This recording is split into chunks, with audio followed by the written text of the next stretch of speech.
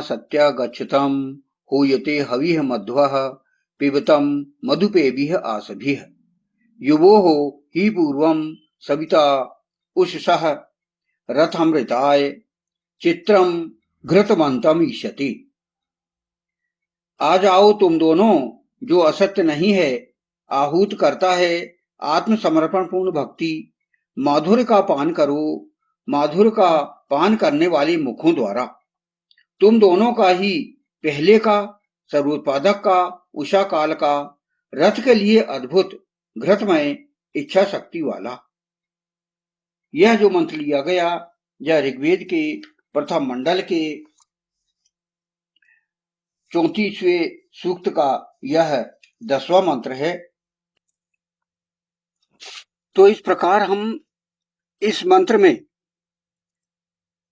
समझने का प्रयास कर रहे हैं और आगे जो अगला फुटनोट है उस पर हम चलें।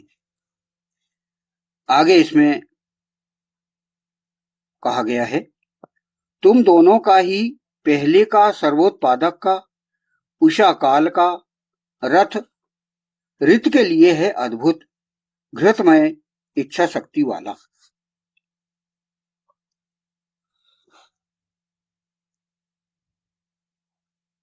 युवो ही पूर्वम सविता उषसः रथम ऋताय चित्रम घृतमंतम इष्यति। ये मंत्रांश है। तो अब इसमें इस मंत्र की यहां पर व्याख्या देखते हैं। अश्विना पुरुष औरत युगल के शरीरों की रथ की इस मंत्र में कुछ विशेषताएं बतलाई गई हैं। यहां पर वही, जैसा कि हमने पहले भी रथ के विषय में काफी विस्तार से समझा है, तो जैसा कि इस मंत्रांश में रथ की बात की गई है, तो वो रथ की विशेषता यहां पर बताई गई है इस मंत्रांश में। पहली है, पुरुष औरत शरीर पहले का है।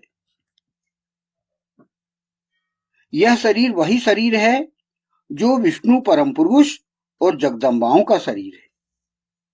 इसे महत्वहीन ना माना जाए। वह परम पुरुष और जगदम्बाओं से ही आदि काल से चला आ रहा है। तो इसमें वह बात बताई गई कि यह जो मंत्र है वो आदि काल से चला आ रहा है। ये जो शरीर है, ये पुरुष औरत का जो शरीर है वो आदि काल से चला आ रहा है। ये जोड़ी जो है, ये युगल जो है वो आदि काल से चला आ रहा है। इस मंत्र से हमें ये ज्ञात होता है।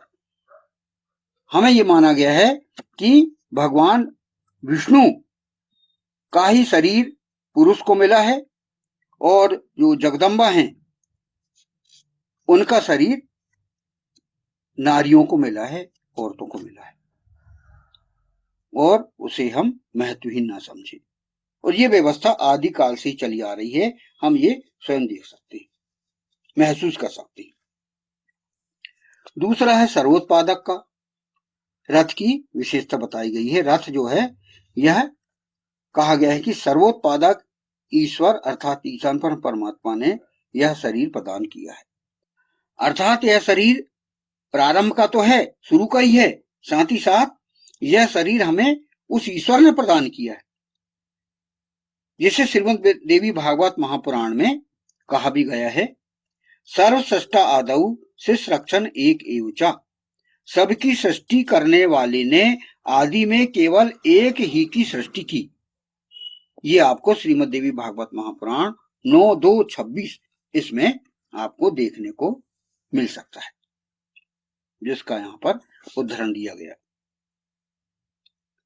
तो ये रथ की विशेषता की बात हम कर रहे हैं कि जो पुरुष औरत का जो शरीर है वह रथ है, जो कि इसमें कहा गया पहले से ही ये शरीर रथ और सर्वोत्पादक ने बनाया है। तीसरा, उषा काल का। उषा काल ब्रह्म मुहूर्त मानव शरीर के लिए सबसे अच्छा समय होता है। मानव शरीर वह चाहे पुरुष का हो अथवा औरत का, ब्रह्म मुहूर्त उषा काल में ब्रह्म स्तवन करने या ब्रह्म स्तुति करने, प्राकृतिक वातावरण में चहलकदमी अर्थात मॉर्निंग वॉक करने से पुष्ट होता है। ये आप को यहाँ पर बताया गया है कि यहाँ उषा काल का बताया गया कि ये रथ उषा काल का है। तो उषा काल में आप प्रातः काल उठिए और मॉर्निंग वॉक करिए, तभी हम स्वस्थ रह सकते हैं। हमारे शरीर को पुष्ट तभी हम कर सकते हैं कि जब हम प्रातः काल उठकर हमारे शरीर को हम चलाएं। फिर इस पुरुष और औरत की रथ की विशेषता में अगला बताया गया है कि यह जो रथ है वह उसमें विशेषता और है। आत्मानम रथिन विद्धि शरीर रथ में युवतु, आत्मा को रथी जानो और शरीर को रथ। ये कठोपनिषद के अध्याय 1 वल्ली 3 और 3 में बताया गया है। तो ये आपको कहा गया है कि जी आपका जो शरीर है वह एक रथ है, और इसकी विशेषता हमने पहले ही समझ चुके हैं। चौथा है रित के लिए।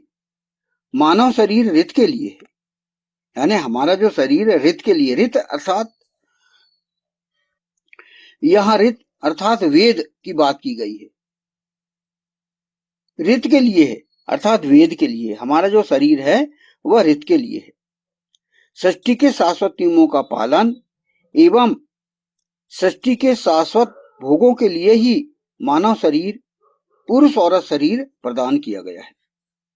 ये यहाँ पर प्रमुख रूप से बात निकल रही है आकर। अर्थात इस बात से एक निष्कर्ष निकल रहा है कि जो पुरुष औरत का जो शरीर है, जो पुरुष औरत यहाँ पर बनाए गए हैं वह क्यों बनाए गए हैं? वह है जात वेशव सिद्धांत इससे समक्ष आता है। जात वेशव सिद्धांत अर्थात जो दोनों वेद के लिए उत्पन्न किए गए हैं, इसका अर्थ निकलता है। दोनों अर्थात पति पत्नी, पुरुष औरत। पुरुष औरत यहाँ पर इस सृष्टि में वेद के लिए उत्पन्न की गए। वेद का एक तो समानार्थ होता है जानना, जानने के लिए दोनों बनाए गए हैं। इसीलिए जात वेशव सिद्धांत की यहाँ पर बात निकली है, एक सिद्धांत समक्ष आता है। पुरुष औरत के विषय में आज हम देखते हैं कई प्रकार के सिद्धांत चल रहे हैं। तो पहले तो हम ये देखें कि जात वेशव सिद्धांत क्या होता है। जात वेशव सिद्धांत वह है कि पति और पत्नी या पुरुष औरत या नर और नारी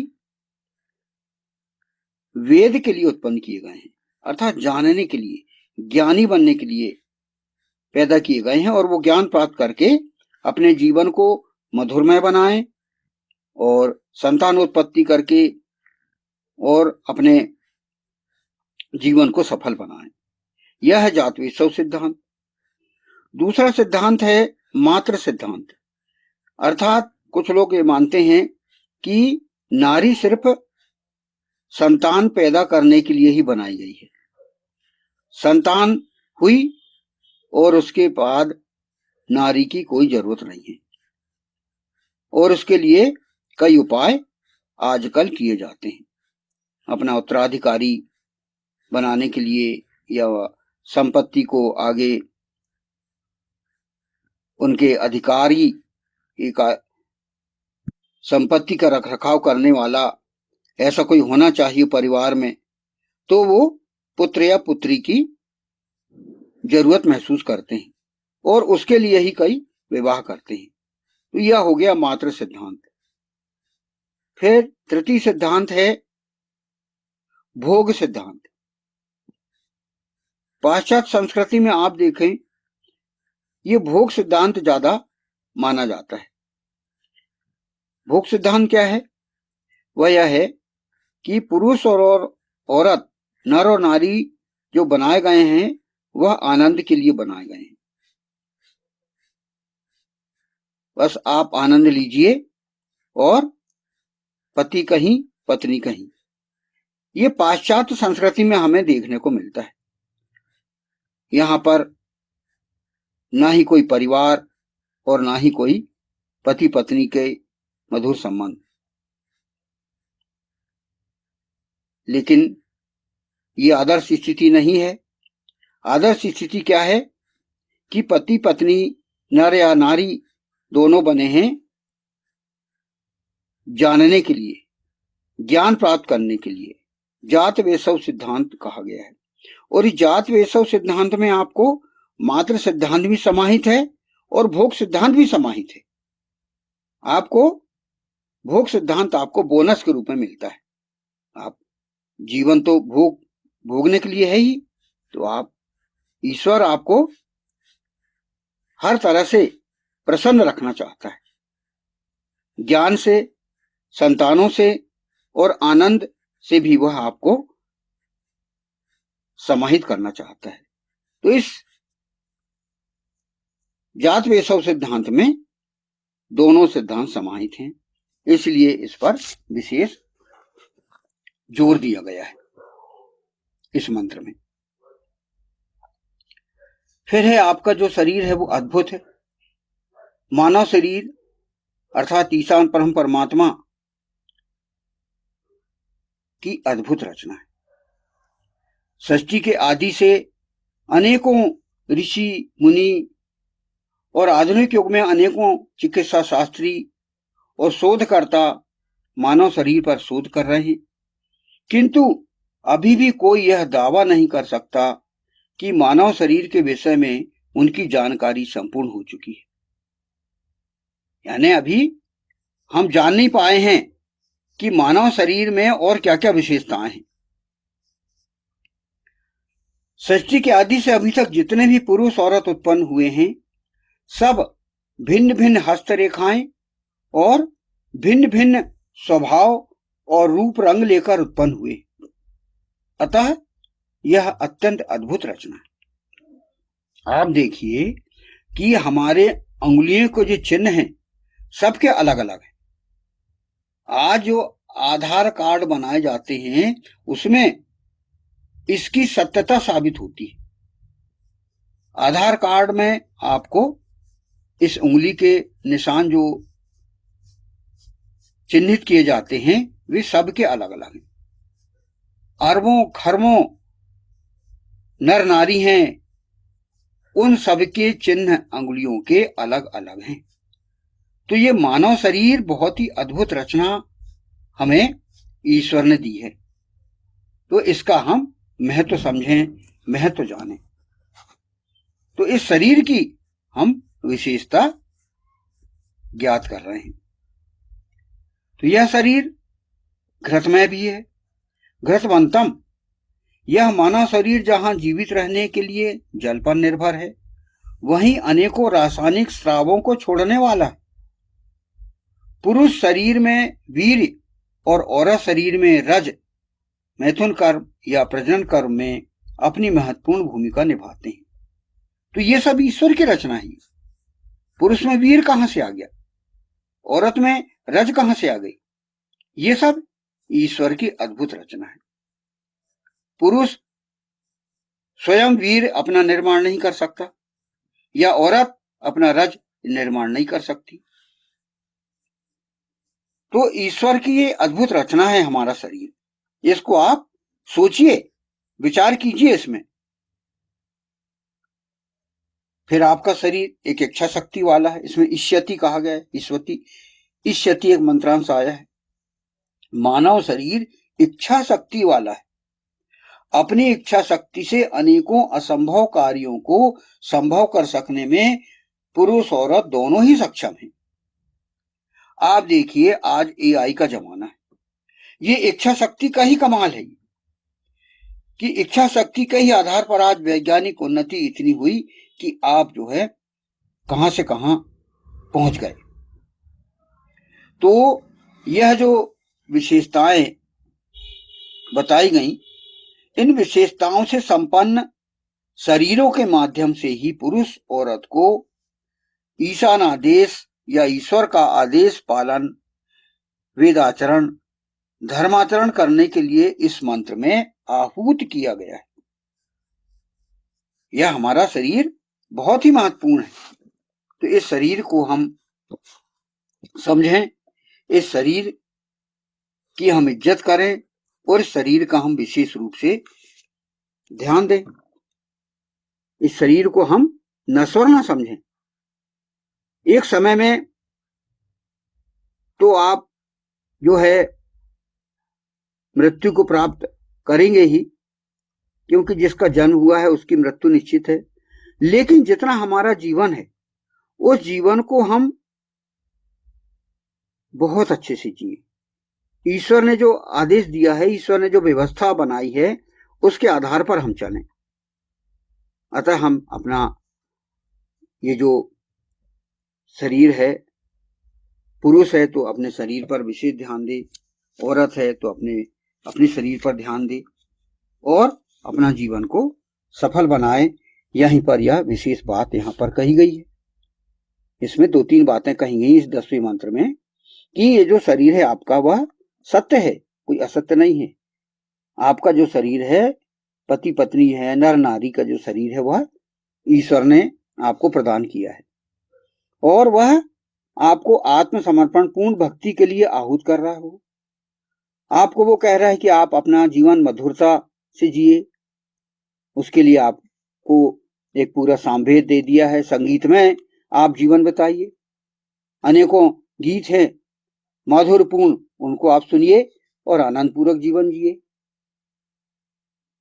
तो इसमें आपको विशेष रूप से यह बात बताई गई है, इसको हम आत्मसात करें। तो इस 10वें मंत्र का हम अब अंतिम समापन करते हैं। आ जाओ तुम दोनों जो असत्य नहीं है, आहूत करता है समर्पण पूर्ण भक्ति। माधुर का पान करो, माधुर का पान करने वाले मुखों द्वारा तुम दोनों का ही पहले का सर्वोत्पादक का उषा काल का रथ ऋत के लिए है अद्भुत घृत में इच्छा शक्ति वाला। ओम आना सत्या गच्छतम हूयते हविः मध्वः पिबतम मधुपेभिः आसभिः युवो ही पूर्वम सविता उषसः रथम ऋताय चित्रम घृतवंतम इष्यति। ओम। वैदिक पर्सपेक्टिव के इस YouTube चैनल को सब्सक्राइब करें, वीडियो को लाइक व शेयर करें।